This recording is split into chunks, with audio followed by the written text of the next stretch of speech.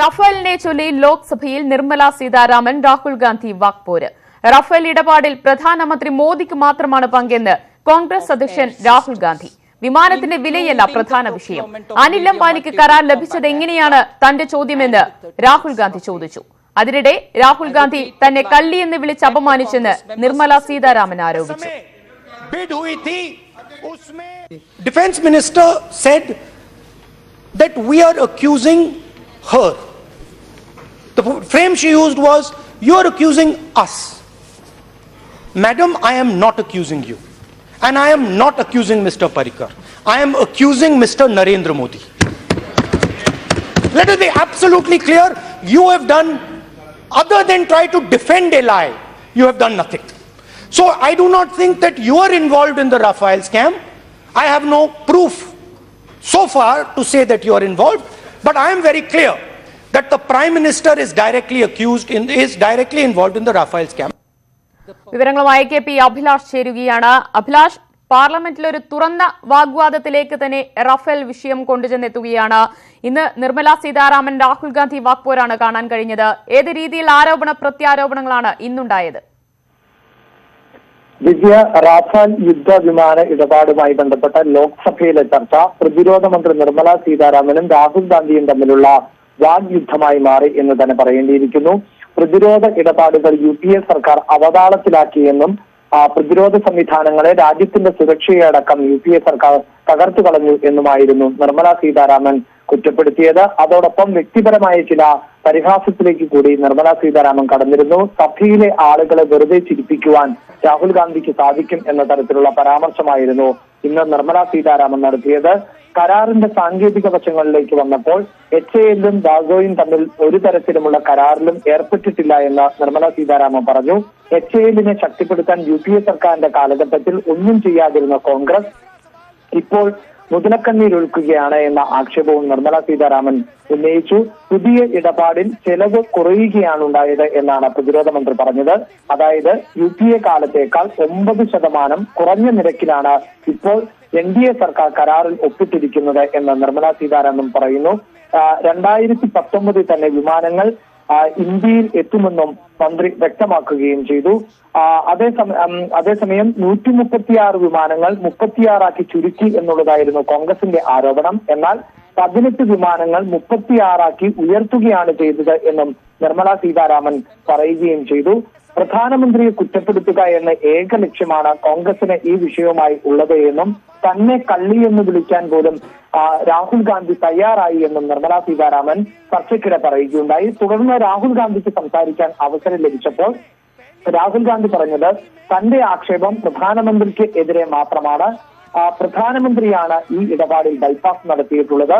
പ്രതിരോധ മന്ത്രി നിർമ്മല സീതാരാമനോ മുൻ പ്രതിരോധ മന്ത്രി മനോഹർ പരീക്കറോ ഈ ഇടപാടുമായി ബന്ധപ്പെട്ട് ഏതെങ്കിലും തരത്തിലുള്ള അഴിമതി നടത്തിയെന്ന് തനിക്ക് ആക്ഷേപം ഇല്ല എന്ന് ആവർത്തിക്കുകയും ചെയ്തു. എന്നാൽ പ്രതിരോധ മന്ത്രി ഒരു കാര്യം വ്യക്തമാക്കണം, കരാർ ബൈപ്പാസ് ചെയ്തോ എന്ന് ലോക്സഭയിൽ വളരെ കൃത്യമായി പ്രതിരോധ മന്ത്രി വ്യക്തമാക്കണം നിലപാട് എന്നുകൂടി രാഹുൽ ഗാന്ധി ചർച്ചയുടെ അവസാന ഘട്ടത്തിൽ പറഞ്ഞു.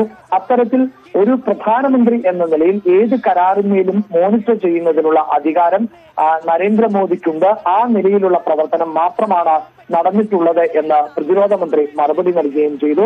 നേരത്തെ ചർച്ചയിൽ മല്ലികാർജ്ജുൻ ഖാർഗെ ഉൾപ്പെടെയുള്ളവർ CAG റിപ്പോർട്ട് CAG പരിശോധിച്ചു എന്ന തരത്തിൽ സുപ്രീം കോടതിയെ തെറ്റിദ്ധരിപ്പിച്ചു എന്ന ആക്ഷേപം ഉന്നയിച്ചിരുന്നു. ഇതിനു പുറമെ കേരളത്തിൽ നിന്നുള്ള MP കൂടിയായ PK കുഞ്ഞാലിക്കുട്ടിയും ചർച്ചയിൽ പങ്കെടുക്കുകയുണ്ടായി. ഈ പുതുവർഷ ദിനത്തിൽ ദേശീയ വാർത്താ ഏജൻസിക്ക് നൽകിയ അഭിമുഖത്തിൽ മുത്തലാഖ് അടക്കമുള്ള വിഷയങ്ങളിൽ നിലപാട് വ്യക്തമാക്കിയ പ്രധാനമന്ത്രി റാഫേൽ ഇടപാടുമായി ബന്ധപ്പെട്ട ഒരക്ഷരം പോലും സംസാരിക്കാൻ തയ്യാറായില്ല എന്ന ആരോപണമാണ് PK കുഞ്ഞാലിക്കുട്ടി MP റഫേൽ ഇടപാടുമായി ബന്ധപ്പെട്ട ചർച്ചയിൽ ലോക്സഭയിൽ. ശരി അഭിലാഷ്, റഫേൽ വിഷയത്തിൽ തുറന്ന വാക്പോരാണ് ഇന്ന് ലോക്സഭയിൽ കാണാൻ കഴിഞ്ഞത്. രാഹുൽ ഗാന്ധിയും പ്രതിരോധ മന്ത്രി നിർമ്മല സീതാരാമനും തമ്മിലാണ് ഇന്ന് വാക്പോരുണ്ടായത്. വിശദാംശങ്ങളാണ് KP അഭിലാഷ് നൽകിയത്. സ്ത്രീ പ്രവേശനത്തെ തുടർന്ന് ശബരിമല നടയടച്ച സംഭവത്തിൽ തന്ത്രിയോട് വിശദീകരണം തേടാൻ ദേവസ്വം ബോർഡ് തീരുമാനിച്ചു. തന്ത്രിയുടെ നടപടി സുപ്രീം കോടതി വിധിയുടെ അന്തസ്സത്തയ്ക്കെതിരെന്നും ദേവസ്വം ബോർഡ് പ്രസിഡന്റ് പത്മകുമാർ പറഞ്ഞു. എന്നാൽ ശ്രീലങ്കൻ യുവതി ശബരിമലയിലെത്തിയത് സംബന്ധിച്ച് ദേവസ്വം ബോർഡിന് സ്ഥിരീകരണമില്ലെന്ന് പ്രസിഡന്റ് പറഞ്ഞു. തന്ത്രി നടയടച്ച സംഭവം അതല്ലെങ്കിൽ ശുദ്ധിക്രിയ നടത്തിയ സംഭവം നമ്മുടെ സുപ്രീം കോടതി വിധിക്ക് അതല്ലെങ്കിൽ അതിൻ്റെ അന്തസ്സത്തയ്ക്ക് യോജിച്ചതല്ല. എന്തായാലും അങ്ങനെ ഒരു കാര്യം ചെയ്യുമ്പോൾ ദേവസ്വം ബോർഡിൻ്റെ ഒരു അനുമതി അക്കാര്യത്തിൽ ഉണ്ടാവണം എന്നുള്ളതാണ് നിയമത്തിൽ പറയുന്നത്. അതിൻ്റെ അടിസ്ഥാനത്തിൽ എന്താണ് അദ്ദേഹം അങ്ങനെ ചെയ്യാനിടയായ സാഹചര്യം എന്നുള്ളത് അദ്ദേഹത്തോട് ചോദിക്കാനും 15 ദിവസത്തിനകം അതിൻ്റെ മറുപടി തരണം എന്ന് ഞങ്ങൾ വിശദീകരണം എന്നുള്ള രൂപത്തിൽ ചോദിക്കാൻ തീരുമാനിച്ചിട്ടുണ്ട്. ശബരിമല തന്ത്രിയെ മാറ്റണമെന്ന് മന്ത്രി VS സുനിൽകുമാർ. ദേവസ്വം ബോർഡ് ഇക്കാര്യത്തിൽ തീരുമാനമെടുക്കണം. തന്ത്രിയെ മാറ്റുന്ന കാര്യത്തിൽ മന്ത്രിസഭയിൽ അഭിപ്രായ ഭിന്നതയില്ല. ശുദ്ധിക്രിയ നടത്താൻ തന്ത്രിക്ക് എന്താണ് അധികാരമെന്നും മന്ത്രി ചോദിച്ചു. തൃശൂരിൽ മാധ്യമങ്ങളോട് സംസാരിക്കുകയായിരുന്നു അദ്ദേഹം. തന്ത്രിക്ക് സത്യം പറഞ്ഞാൽ ഇനി ആ സ്ഥാനത്ത് തുടരാനുള്ള അർഹത നഷ്ടപ്പെട്ടിരിക്കുകയാണ്. കാരണം തന്ത്രിയായാലും മന്ത്രിയായാലും സുപ്രീം കോടതിക്കും ഭരണഘടനയ്ക്കും മുകളിലല്ല. നട അടച്ച് ശുദ്ധിക്രിയ ചെയ്തു എന്ന് പറഞ്ഞാൽ സുപ്രീം കോടതിയോടുള്ള വെല്ലുവിളിയാണ്. ഞാൻ ഈ സുപ്രീം കോടതി വിധി അംഗീകരിക്കുന്നില്ല എന്ന് പറയലാണ്. അപ്പൊ അത് ഹിന്ദു മത ആചാരമാണോ അല്ലയോ എന്നുള്ളതല്ല പ്രശ്നം. ഇദ്ദേഹം സുപ്രീം കോടതി അംഗീകരിക്കുന്നുണ്ടോ എന്നുള്ളതാണ് പ്രശ്നം. ഈ മാസം 7, 8 തീയതികളിൽ നടക്കുന്ന പൊതുപണിമുടക്കിൽ കട തുറക്കുമെന്ന് വ്യാപാരികൾ. ഇതിനോട് ശക്തമായ എതിർപ്പറിയിച്ച് ഇടതു തൊഴിലാളി സംഘടനകൾ രംഗത്തെത്തി. ഇന്നലെ ഹർത്താലിൽ കട തുറന്ന വ്യാപാരികൾക്ക് പിന്തുണ അറിയിച്ച് ഇടത് സംഘടനകൾ തെരുവിലിറങ്ങിയിരുന്നു. പണിമുടക്കിനും കട തുറക്കാൻ വ്യാപാരികൾ തീരുമാനിച്ചതോടെയാണ് തൊഴിലാളി യൂണിയനുകൾ ഇടഞ്ഞത്. പൊതുപണിമുടക്ക് ഹർത്താലാക്കരുതെന്ന് വ്യാപാരി വ്യവസായി ഏകോപന സമിതി സംസ്ഥാന പ്രസിഡന്റ് T നസറുദ്ദീൻ പറഞ്ഞു. ഞങ്ങൾ ജനുവരി 1 മുതൽ ഹർത്താൽ വിരുദ്ധ വർഷമായി ആചരിക്കണമെന്ന് തീരുമാനിച്ചപ്പോഴാണ് ഇടയ്ക്ക് കയറി BJPയുടെ പിന്തുണയോടുകൂടി ഒരു ഹർത്താൽ ഉണ്ടായത്. അന്ന് 12 മണിക്ക് തന്നെ BJP പ്രസിഡന്റ് ശ്രീധരൻപിള്ളയായിട്ട് ഫണ്ടിനെടുത്ത് ഹർത്താൽ വിരുദ്ധമാണ്, അതുകൊണ്ട് പങ്കെടുക്കരുത്, നിങ്ങളും കൂടി പറഞ്ഞ് സമ്മതിച്ചിട്ടാണ് ഞങ്ങൾ തീരുമാനമെടുത്തത്. അദ്ദേഹം ഇനി മറുപടി പറയാമെന്ന് പറഞ്ഞില്ല.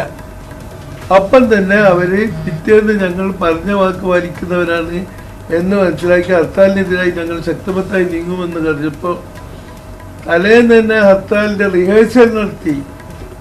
കൊട്ടാരക്കര, പുനലൂര്, പറവൂര്, തിരുവല്ല മുതലായ സ്ഥലങ്ങളിൽ വ്യാപകമായി അതിന്റെ റിഹേഴ്സൽ നടത്തി. പന്തളിക്ക് ഇതിനൊക്കെ റിഹേഴ്സൽ കണ്ടിരുന്നു. ഹർത്താലിന്റെ റിഹേഴ്സൽ നടത്തുന്നത് കേരളത്തിൽ ആദ്യ. അതേസമയം സെപ്റ്റംബറിൽ തന്നെ പണിമുടക്ക് കാര്യം അറിയിച്ചതാണെന്നും അന്ന് വ്യാപാരികൾ പിന്തുണ വാഗ്ദാനം ചെയ്തിരുന്നുവെന്നും CITU സംസ്ഥാന പ്രസിഡന്റ് ആനത്തലവട്ടം ആനന്ദൻ മറുപടി നൽകി. ഞങ്ങളെ സെപ്റ്റംബർ മാസം 28-ാം തീയതി കൺവെൻഷന് തീരുമാനം വന്നപ്പോൾ തന്നെ നിയമാനുസൃതം ഒരു പണിമുടക്ക് നടത്തുമ്പോൾ അല്ലെങ്കിൽ ഇതുപോലെ സംരംഭം ജനങ്ങൾക്ക് ബുദ്ധിമുട്ടുണ്ടാകാതിരിക്കാൻ രേഖാമൂലം അവരെല്ലാവരെയും അറിയിച്ചിട്ടുണ്ട്. അവർ സഹകരിക്കണം, അവരുടെ അഭ്യർത്ഥിയുണ്ട്, സഹകരിക്കുമെന്നാണ് അവരുടെ പ്രതികരണം. വിവരങ്ങളുമായി വിനേഷ് കുമാർ ചേരുകയാണ്. വിനേഷ്, ഇന്നലെ ഹർത്താൽ ദിവസം കൊച്ചിയിലായാലും കോഴിക്കോടായാലും വ്യാപാരികൾ കട തുറക്കുന്ന ഒരു സ്ഥിതി, അതിന് ഇടത് സംഘടനകൾ അടക്കം പിന്തുണ നൽകുന്ന ഒരു സ്ഥിതി ഉണ്ടായിരുന്നു. പക്ഷേ പൊതുപണിമുടക്ക് വരുമ്പോൾ ഇത് നടക്കില്ല, കടകൾ തുറക്കാൻ സമ്മതിക്കില്ല എന്ന ഒരു നിലപാടാണോ ഇടത് സംഘടനകൾക്കടക്കം CITU അടക്കം സ്വീകരിക്കുന്നത്?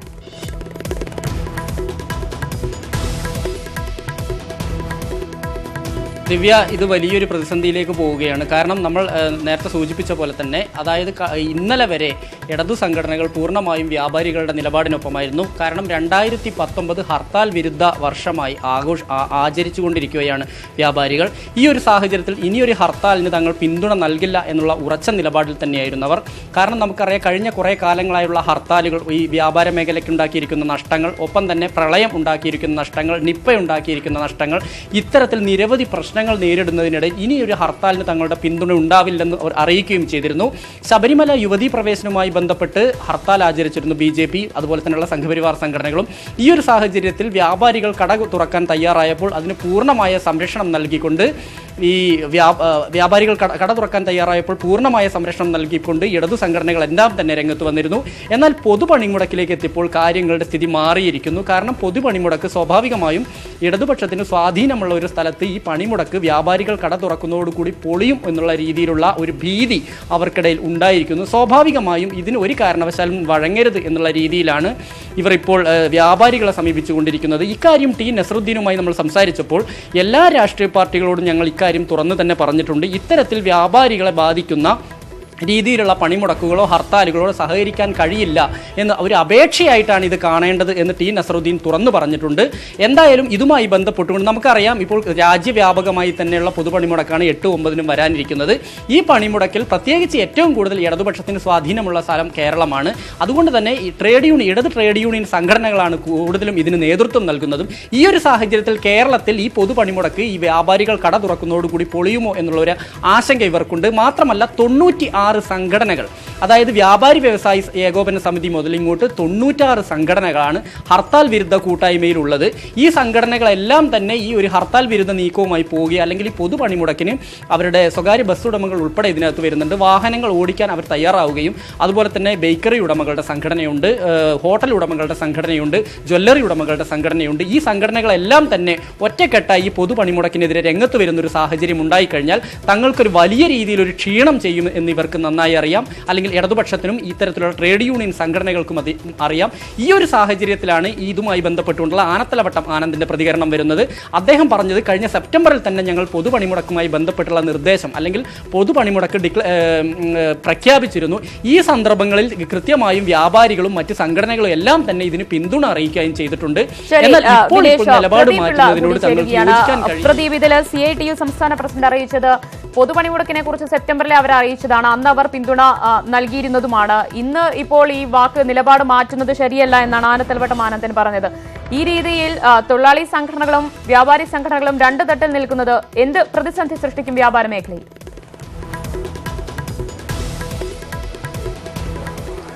ദിവ്യ, ഇത് വളരെ കൗതുകകരമായ ഒരു അവസ്ഥയിലേക്ക് നീങ്ങുകയാണ് ഹർത്താലിനെ ചൊല്ലിയുള്ള കേരളത്തിലെ ചർച്ചയും വിവാദവും. ഇന്നലെ ഇരുമയും ഒരു മനവുമായി നിൽക്കുകയായിരുന്നു വ്യാപാരി വ്യവസായി ഏകോപന സമിതി അടക്കമുള്ള വ്യാപാരി സംഘടനകളും ഇടത് സംഘടനകളും എന്ന് മാത്രമല്ല, നേരത്തെ വിനേഷ് ചൂണ്ടിക്കാട്ടിയ പോലെ കോഴിക്കോടടക്കം പല സ്ഥലങ്ങളിലും കടയടപ്പിക്കാനായി BJP, ശബരിമല കർമ്മസമിതി, സംഘപരിവാർ സംഘടനകൾ വളരെ ആക്രമണോത്സുകരായി അക്രമത്തിന് മുതിർന്ന് കടയടപ്പിക്കാൻ തുടങ്ങിയപ്പോൾ അതിനെ ചെറുത്തു നിൽക്കാനായി പിന്തുണ നൽകാൻ ഇടത് സംഘടനകൾ, ഇടത് പോഷക സംഘടനകളുടെ പ്രതിനിധികൾ അവിടെ എത്തിയിരുന്നു. അതിനെ തുടർന്ന് സംഘർഷവും ഉണ്ടായി. ഏറ്റവും ഒടുവിൽ ഇന്നലെ വൈകിട്ട് ടി നസറുദ്ദീൻ വളരെ താഴ്മയെ അപേക്ഷിക്കുന്ന ഒരു കാഴ്ച നാം കണ്ടു. എല്ലാ പാർട്ടികളും ചേർന്ന് ഇതിലൊരു ധാരണയുണ്ടാക്കണം, നിങ്ങൾ പണിമുടക്ക് നടത്തിക്കൊള്ളൂ, അതിനെ ഹർത്താലാക്കരുതേ, ബന്ദാക്കരുതേ. പാവപ്പെട്ട കടയുടമകൾ, വ്യാപാരികൾ ഇപ്പോൾ തന്നെ വളരെ വലിയ ബുദ്ധിമുട്ടിലാണ്, വളരെ വലിയ പ്രതിസന്ധിയിലാണ് പല കാരണങ്ങൾ മൂലം. അപ്പോൾ ഇനിയും അവരെ ബുദ്ധിമുട്ടിക്കരുത്, അതുകൊണ്ട് കടകളെ ഒഴിവാക്കണമേ എന്നൊരു അഭ്യർത്ഥന അദ്ദേഹം വെച്ചു. പല ഇടത് സംഘടനാ നേതാക്കളിൽ നിന്നും നമ്മൾ കേട്ട മറ്റൊരു കാര്യം, തങ്ങൾ ആത്മപരിശോധനയുടെ പാതയിലാണ്, അനാവശ്യമായ ഹർത്താലുകൾ ഉണ്ടാവില്ല, അനിവാര്യമായ ഘട്ടത്തിൽ മാത്രമേ ഹർത്താൽ നടത്തൂ എന്നുള്ള ഉറപ്പുകളും ഇടത് നേതാക്കളുടെ അടുത്തു നിന്നുണ്ടായിരുന്നു. അതുപോലെ തന്നെ മറ്റൊന്ന്, മറുഭാഗത്ത് ചിന്തിക്കുമ്പോൾ ദേശീയ പണിമുടക്ക് പ്രഖ്യാപിക്കുമ്പോൾ തൊട്ടടുത്ത തമിഴ്നാട്ടിലും കർണാടകത്തിൽ പോലും ഇതിന്റെ യാതൊരു പ്രതിഫലനവും ഉണ്ടാവാറില്ല. പൊതുജീവിതത്തെ, സാമാന്യ ജീവിതത്തെ, സാധാരണ ജീവിതത്തെ ഒരു തരത്തിലും ബാധിക്കാറില്ല. പൊതു ബസ് സർവീസ് ഗതാഗതം തുടങ്ങി സ്വകാര്യ ഗതാഗതവും കടകളും അടക്കമുള്ളവർ ഇതിനെ പരിഗണിക്കാറില്ല. ന്യായമായി അതിനുള്ള കാരണം ഇവിടെയൊന്നും ഇടത് ശക്തികൾ അല്ലെങ്കിൽ ഇടത് സംഘടനകൾ, ഇടത് ട്രേഡ് യൂണിയനുകൾ ശക്തമല്ല എന്നുള്ളത് കൊണ്ട് തന്നെയാണ് ഇത് മറ്റുള്ളവർ ഇതിനെ അവഗണിക്കുന്നതും. ഇതിൽ പല സംഘടനകൾ ഒത്തുചേർന്നിട്ട് ഒരു ഏകോപന സമിതി ഉണ്ടാക്കിയാണ് ദേശീയ പണിമുടക്ക് പ്രഖ്യാപിച്ചത്. വളരെ മുമ്പേ തന്നെ പ്രഖ്യാപിച്ചിരുന്നു. പക്ഷേ കേരളത്തിൽ വിജയിപ്പിച്ചു കാട്ടി മാത്രമേ ഈ പണിമുടക്ക് ഒരു വിജയമായി എന്ന് ഇവർക്ക് കാണിക്കാൻ കഴിയും. അതെ, അത് തന്നെയായിരിക്കാം 7-8 തീയതികളിൽ പ്രഖ്യാപിച്ച പൊതു പണിമുടക്ക് പരാജയപ്പെട്ടേക്കുമോ എന്ന ഒരു ആശങ്ക തന്നെയായിരിക്കാം ഒരു അഭിപ്രായ ഭിന്നതയിലേക്ക് CITUവിനെ നയിച്ചിരിക്കുന്നത്. പൊതുപണിമുടക്കിനെ സപ്പോർട്ട് ചെയ്യില്ല, കടകൾ തുറക്കുമെന്ന നിലപാടിൽ തന്നെയാണ് വ്യാപാരികൾ മുന്നോട്ട് നീങ്ങുന്നത്. വിശദാംശങ്ങളാണ് പ്രദീപ് പിള്ളയും വിനേഷ് കുമാറും നൽകിയത്. ബിന്ദുവിനും കനകയ്ക്കും പിന്നാലെ ശശികല.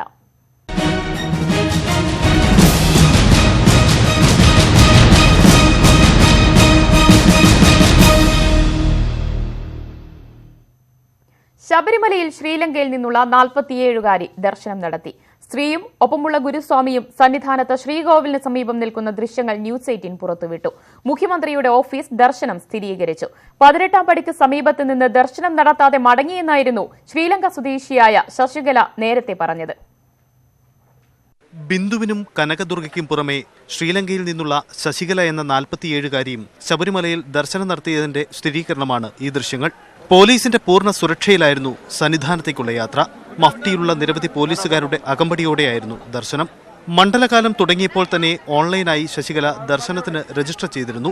47 വയസ്സാണ് പ്രായമെന്ന് തെളിയിക്കുന്ന പാസ്പോർട്ടിന്റെ പകർപ്പ് നൽകി. ഇന്നലെ 6 മണിയോടെയാണ് പമ്പയിലെത്തിയത്.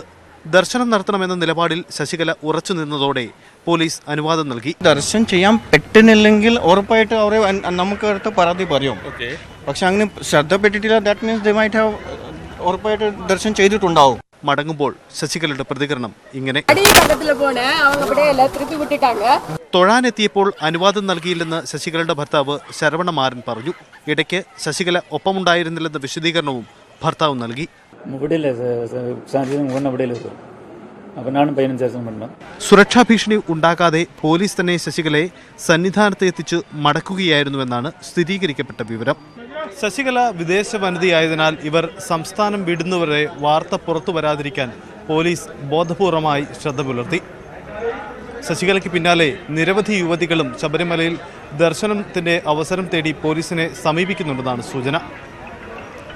സന്നിധാനത്ത് നിന്നും VS സനുവിനൊപ്പം പമ്പയിൽ നിന്നും TG സജിത്, ന്യൂസ് 18.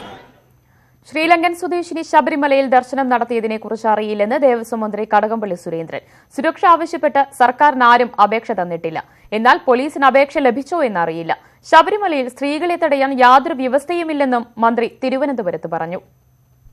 മാധ്യമങ്ങളിലൂടെയുള്ള സ്ഥിരീകരണമാണ് ലഭിച്ചിട്ടുള്ളത്. അതാകട്ടെ CCTV ദൃശ്യങ്ങളാണെന്ന് പറഞ്ഞാണ് കാണിക്കുന്നത്. അപ്പോൾ വിശ്വസിക്കാതിരിക്കാൻ നിർവാഹമില്ല. നമ്മളത് അന്വേഷിക്കേണ്ട കാര്യമില്ലാത്തതുകൊണ്ട് അന്വേഷിച്ചിട്ടില്ല. അവിടെ സ്ത്രീകളുടെ പ്രായമൊന്നും ആരും പരിശോധിക്കുന്നില്ലല്ലോ. അപ്പം അതുകൊണ്ട് സ്ത്രീകൾ വരുന്നുണ്ടാവും. സർക്കാരിനൊന്നും അപേക്ഷയൊന്നും കിട്ടിയിട്ടില്ല. ഇതുവരെയായിട്ട് ഒരു സ്ത്രീയുടെ അപേക്ഷയും ദേവസ്വം വകുപ്പിന് കിട്ടിയിട്ടില്ല. അതേ എനിക്ക് പറയാൻ സാധിക്കുള്ളൂ. പോലീസിന് കിട്ടുന്നതൊന്നും ദേവസ്വം വകുപ്പായിട്ട് ചർച്ച ചെയ്യുന്നില്ലല്ലോ. സുപ്രീം കോടതിയുടെ വിധിക്ക് അനുസരണമായിട്ടുള്ള നടപടി സ്വീകരിക്കാൻ പോലീസിന് ഉത്തരവാദിത്വവും ബാധ്യതയുള്ളത് കൊണ്ട് പോലീസ് ചെയ്യുന്നു എന്നുള്ളത് മാത്രമേ ഉള്ളൂ. ഇവിടെ പ്രായം എന്താണെന്ന് നമുക്കറിയില്ല. യാതൊരു കാര്യവുമല്ല. സ്ത്രീകൾ എല്ലാവർക്കും പ്രവേശിക്കാനുള്ള അവകാശമുണ്ടല്ലോ, സ്വാതന്ത്ര്യമുണ്ടല്ലോ. ആ സ്വാതന്ത്ര്യം ഉപയോഗപ്പെടുത്തി ആളുകൾ പോകുന്നുണ്ടാകും. അവരെ തടയാനൊന്നും നമുക്ക് യാതൊരു വ്യവസ്ഥയുമില്ല. തടയാനൊന്നും സാധിക്കുന്നൊരു കാര്യമല്ല. ശബരിമല സ്ത്രീ പ്രവേശനവുമായി ബന്ധപ്പെട്ട എല്ലാ പ്രശ്നങ്ങൾക്കും കാരണം മുഖ്യമന്ത്രി പിണറായി വിജയനാണെന്ന് KPCC working president K Sudhakaran. മല ചവിട്ടിയ ബിന്ദുവിനും കനകദുർഗയ്ക്കും കുടകിൽ താമസ സൌകര്യമൊരുക്കിയത് ഷിജിത്ത് എന്ന പോലീസുകാരനാണ്. ഇയാൾ മുൻ SFIക്കാരനാണെന്നും പിണറായി വിജയന്റെ വിശ്വസ്തനാണെന്നും സുധാകരൻ കോഴിക്കോട് പറഞ്ഞു. തന്ത്രി സ്ത്രീകൾക്ക് പ്രവേശനം നിരോധിച്ചിട്ടുണ്ടോ, നിഷേധിച്ചിട്ടുണ്ടോ? അദ്ദേഹം എങ്ങനെയാ കോടതി ലക്ഷ്യത്തിന് പ്രതിയാവുന്നത്? അദ്ദേഹം ചെയ്തത് അദ്ദേഹത്തിൽ അർപ്പിതമായ ഉത്തരവാദിത്വമാണ്. സമാധാനം തിരിച്ചു വന്ന ഈ നാട് വീണ്ടും ഒരു കുട്ടിച്ചോറാക്കാൻ, വീണ്ടും ഒരു കലാപഭൂമിയാക്കാൻ എന്തിനാണ് ഈ പിടിവാശി? അദ്ദേഹത്തിന്റെ ധിക്കാരം, അദ്ദേഹത്തിന്റെ അധികാര പ്രമത്തത, അദ്ദേഹത്തിന്റെ പിടിവാശി ഒറ്റ കാര്യമാണ് ഈ ഇന്ന് നടക്കുന്ന ഈ മുഴുവൻ സംഭവത്തിന്റെയും അടിസ്ഥാന ഘടകം. അതുകൊണ്ട് അതിനെല്ലാം ഉത്തരവാദി മുഖ്യമന്ത്രിയാണെന്ന് കൽപ്പിക്കണം. അതിനെല്ലാം ഉത്തരവാദിയായ മുഖ്യമന്ത്രിയുടെ കൈകൾക്ക് വിലങ്ങ് വെക്കാൻ നിയമം ഇവിടെ ഉണ്ടാവണം, നിയമം ശക്തമാകണം എന്നാണ് ഞങ്ങൾക്ക് ആവശ്യപ്പെടാനുള്ളത്. കൂടുതൽ സ്ത്രീകൾ ശബരിമലയിലേക്ക്. മകരവിളക്കിന് മുൻപ് 2 സ്ത്രീകൾ കൂടി മല ചവിട്ടുമെന്ന് നവോത്ഥാന കേരളം ഫേസ്ബുക്ക് കൂട്ടായ്മ. 30ഓളം സ്ത്രീകൾ മല ചവിട്ടാൻ തയ്യാറാണ്. നവോത്ഥാനം കേരളം കൂട്ടായ്മയുടെ സംഘാടകനായ ശ്രേയസ് കണാരൻ ന്യൂസ് 18നോട് വെളിപ്പെടുത്തി. ഈ പേജ് നവംബർ ആദ്യവാരം തുടങ്ങുന്നത് തന്നെ ഈ ഒറ്റപ്പെട്ട രീതിയിലുള്ള സ്ത്രീകളുടെ ഇടപെടലുകൾ മുഴുവൻ പരാജയപ്പെടുന്ന ഒരു സാഹചര്യത്തിൽ ആ രീതിയിലല്ല സ്ത്രീകൾ കൂട്ടായിട്ടുള്ള ശ്രമത്തിലൂടെ ഇതിനെ മറികടക്കാൻ പറ്റൂ എന്നുള്ളൊരു ഉദ്ദേശത്തിലാണ് നമ്മൾ ഈ പേജ് തുടങ്ങിയത്. അപ്പോൾ പേജ് തുടങ്ങി ഏതാണ്ട് ഒരു മാസത്തിനുള്ളിൽ നമുക്ക് 30ഓളം സ്ത്രീകൾ പോകാൻ സന്നദ്ധരായ യുവതികൾ ഇതിൽ രജിസ്റ്റർ ചെയ്യും. അതേപോലെ തന്നെ കൂടെ പോകാൻ സന്നദ്ധരായ 100ഓളം യുവാക്കളും നമ്മുടെ ഈ പേജിലുണ്ട്. അപ്പോൾ അതിൻ്റെ ഒരു ഭാഗമായിട്ട് ഈ വരുന്ന ദിവസങ്ങളിൽ തന്നെ മകരവിളക്കിന് മുമ്പ് തന്നെ 2-3 സ്ത്രീകളെ ശബരിമല ദർശനം സാധ്യമാക്കുക എന്നുള്ള ഒരു ലക്ഷ്യമാണ് നമുക്കുള്ളത്. പിന്നെ അതിന് ശേഷം ഈ 14-ന് ശേഷം മകരവിളക്കിന് ശേഷം നട തുറക്കുന്ന 5 ദിവസങ്ങൾക്കുള്ളിൽ കൂട്ടായിട്ട് ബാക്കിയുള്ള മുഴുവൻ സ്ത്രീകളെയും ഒന്നിച്ചുകൊണ്ട് യുവാക്കളുടെയും കൂടെ സംഘാടനത്തിൽ ശബരിമല ദർശനം സാധ്യമാക്കുക എന്നുള്ളത് തന്നെയാണ് പേജ് ലക്ഷ്യം വെക്കുന്നത്. ശബരിമല വിഷയത്തിൽ കറുത്ത ബാൻഡ് ധരിച്ച് പാർലമെന്റിൽ പ്രതിഷേധിക്കുന്നതിൽ നിന്ന് കോൺഗ്രസ് MPമാരെ സോണിയാഗാന്ധി വിലക്കിയതായി റിപ്പോർട്ട്. എന്നാൽ വിലക്കിയിട്ടില്ലെന്നും സംസ്ഥാനത്തും ദേശീയ തലത്തിലും പാർട്ടിക്ക് രണ്ട് നിലപാടാണെന്നും പ്രതിപക്ഷ നേതാവ് രമേശ് ചെന്നിത്തലയും കോൺഗ്രസ് എംപിമാരും വിശദീകരിച്ചു. കേരളത്തിൽ നടക്കുന്ന സംഘർഷം UDF, ഇടത് BJP എംപിമാർ ഇന്ന് പാർലമെന്റിൽ ഉന്നയിച്ചു. ശബരിമലയിലെ യുവതീ പ്രവേശനത്തിനെതിരെ കറുത്ത ബാൻഡ് കയ്യിൽ കെട്ടി പ്രതിഷേധിക്കാനുള്ള കോൺഗ്രസ് എംപിമാരുടെ നീക്കം സോണിയാഗാന്ധി തടഞ്ഞതായി ഒരു ദേശീയ ദിനപത്രമാണ് റിപ്പോർട്ട് ചെയ്തത്. ബാൻഡ് വിതരണം ചെയ്യുന്നത് കണ്ടപ്പോൾ തന്നെ ഇത് വിലക്കിയ സോണിയാഗാന്ധി യുവതീ പ്രവേശനം ലിംഗനീതിയുടെ വിഷയമാണെന്ന് വ്യക്തമാക്കി. എന്നാൽ കേരളത്തിൽ പ്രതിഷേധം തുടരാൻ അനുമതിയും നൽകി. സോണിയാഗാന്ധി പ്രതിഷേധം വിലക്കിയിട്ടില്ലെന്നാണ് എംപിമാരുടെ വിശദീകരണം. പാർലമെന്റിൽ വന്നപ്പോഴും തിരിച്ചുപോയപ്പോഴും കൂടെ ഉണ്ടായിരുന്നതാണ്. പാർലമെന്റിൽ ഞങ്ങൾ സോണിയാജിയെ കണ്ടിരുന്നു. ഞങ്ങളോട് ആരോടും അവർ ഇങ്ങനെ ഒരു വാക്കേ പറഞ്ഞിട്ടില്ല. ശബരിമല വിഷയത്തിൽ BJP കേരളത്തിൽ അക്രമം നടത്തുകയാണെന്നും പ്രശ്നപരിഹാരത്തിന് കേന്ദ്ര സർക്കാർ നിയമനിർമ്മാണം നടത്തണമെന്നും KC വേണുഗോപാൽ ലോക്സഭയിൽ ആവശ്യപ്പെട്ടു. We want a solution for that issue. We want a peace in that state. We want a solution. Atrocities and violence is not the solution, madam. കോടതി വിധി നടപ്പിലാക്കാനാണ് സർക്കാർ ശ്രമമെന്ന് P. കരുണാകരൻ പറഞ്ഞു. According to our constitution, each and every citizen have the right to go to the temple or of any place. So the Supreme Court has given that verdict and we are upholding that. മതവിരുദ്ധരെ ഒളിച്ചുകടത്തുകയാണ് സർക്കാരെന്നും ആചാരങ്ങളിൽ ഇടപെടലല്ല കോടതിയുടെ ജോലിയെന്നുമായിരുന്നു BJP MP Meenakshi ലേഖിയുടെ നിലപാട്. Though religion cannot be seen from any logical angle, will Supreme Court decide how the birth of Jesus took place? Will the Supreme Court decide which body should be buried and which body should be burnt? Supreme Court has no. കേരളത്തിലെ ആക്രമണങ്ങളിൽ ആരോപണ പ്രത്യാരോപണവുമായി ഇടത് BJP എംപിമാർ പാർലമെന്റിന് മുന്നിൽ ധർണ നടത്തി. News 18 Delhi. വിശ്വാസികളായ സ്ത്രീകൾക്ക് ശബരിമലയിൽ പോകുന്നതിൽ പ്രശ്നമില്ലെന്ന് BJP നേതാവും രാജ്യസഭാംഗവുമായ V. മുരളീധരൻ. എന്നാൽ നിലപാട് BJPയുടേതല്ലെന്ന് ശബരിമല കർമ്മസമിതി ജനറൽ സെക്രട്ടറി SJR കുമാർ വ്യക്തമാക്കി. യുവതികളെ പ്രവേശിപ്പിക്കണമെന്നല്ല താൻ പറഞ്ഞതെന്ന് V. മുരളീധരൻ പിന്നീട് വിശദീകരിച്ചു. ഹർത്താലിൽ അക്രമങ്ങൾ പാടില്ലെന്ന നിലപാട് O. രാജഗോപാൽ MLAയും മാറ്റി പറഞ്ഞു. വിശ്വാസികളായി എത്തുന്ന സ്ത്രീകൾക്ക് ശബരിമല പ്രവേശനം സാധ്യമാക്കുക എന്നത് സർക്കാരിന്റെയും പോലീസിന്റെയും ഉത്തരവാദിത്തമാണ്. എന്നാൽ ആക്ടിവിസ്റ്റുകളെ മലകയറ്റാനാണ് സർക്കാർ ശ്രമിക്കുന്നതെന്നായിരുന്നു V. മുരളീധരന്റെ ആരോപണം. There is no issue. I don't say that if women wanted to enter as a devotee and the police gave them protection, it was the duty of the police, it is the duty of the state. And it was the duty of the state to obey the order of the Supreme Court. V. Muraleedharan നടത്തിയ പ്രസ്താവന BJPയുടേതല്ല, സ്വന്തം അഭിപ്രായമാകാമെന്ന് ശബരിമല കർമ്മസമിതി ദേശീയ general secretary SJR Kumar വ്യക്തമാക്കി. നമ്മുടെ Indian പ്രധാനമന്ത്രി അദ്ദേഹമാണല്ലോ ഇന്ന് India ഭരിക്കുന്ന BJPയുടെ ഏറ്റവും വലിയ നേതാവ്. അദ്ദേഹം എന്താ പറഞ്ഞത്? അതുകൊണ്ട് BJP വളരെ ശക്തമായിട്ട് ശബരിമല വിഷയത്തിൽ കർമ്മസമിതിയുടെ ഒപ്പം തന്നെയാണ്, നമ്മുടെ പ്രധാനമന്ത്രി ഉൾപ്പെടെ. പ്രസ്താവന പാർട്ടിക്കുള്ളിൽ തന്നെ ചർച്ചയായതോടെ തന്റെ വാക്കുകൾ വളച്ചൊടിച്ചതാണെന്ന് V. മുരളീധരൻ വ്യക്തമാക്കി. ഹർത്താലിൽ അക്രമങ്ങൾ പാടില്ലെന്നും സമാധാനമാണ് സമൂഹം ആഗ്രഹിക്കുന്നതെന്നും കഴിഞ്ഞ ദിവസത്തെ നിലപാടിൽ നിന്ന് O. രാജഗോപാൽ MLAയും പിന്മാറി. News desk news 18. മൃതദേഹം നാട്ടിലെത്തിക്കാനുള്ള ടിക്കറ്റ് നിരക്ക് എയർ ഇന്ത്യ ഏകീകരിച്ചു. മൃതദേഹം തൂക്കിനോക്കി ടിക്കറ്റ് നിരക്ക് ഈടാക്കുന്ന എയർ ഇന്ത്യയുടെ നടപടിക്കെതിരെ പ്രവാസികളിൽ നിന്ന് വൻ പ്രതിഷേധമുയർന്നിരുന്നു. UAEയിൽ നിന്ന് ഇന്ത്യയിലെ എവിടെയും മൃതദേഹം എത്തിക്കാനുള്ള നിരക്ക് 1500 ദിർഹമാണ്. 12 വയസ്സിൽ താഴെ 750 ദിർഹവുമായിരിക്കും ഈടാക്കുക. മുഹമ്മദ് ഷഹീദ് ചേരുകയാണ് വിശദാംശങ്ങളുമായി. ഷഹീദ്, ഏത് രീതിയിലാണ് നിരക്കുമാറ്റം? വിവരങ്ങൾ. വിവിധ GCC രാജ്യങ്ങളിൽ നിന്ന് ഓരോ രാജ്യങ്ങൾക്കുമായി ഏകീകരിച്ചുകൊണ്ടുള്ള ഒരു നിരക്കാണ് ഇപ്പോൾ എയർ ഇന്ത്യ ഇപ്പോൾ തീരുമാനിച്ചിരിക്കുന്നത്.